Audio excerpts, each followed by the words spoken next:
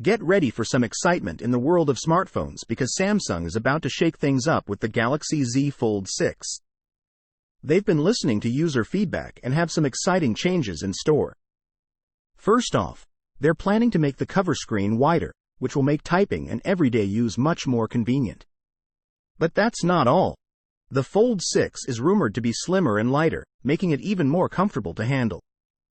And here's a cool feature. It might have a slot for the S Pen, just like we saw in the Fold 5's cases. Plus, get ready for a brighter display and some nifty AI features, all thanks to the powerful Snapdragon 8 Gen 3 processor.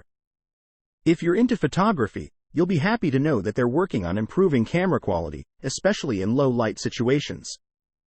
The Galaxy Z Fold 6 is set to launch in August 2024 with an estimated starting price of around $1,850. So, whether you're upgrading your phone or thinking about trying a foldable one for the first time, keep an eye out for more updates as the launch date approaches.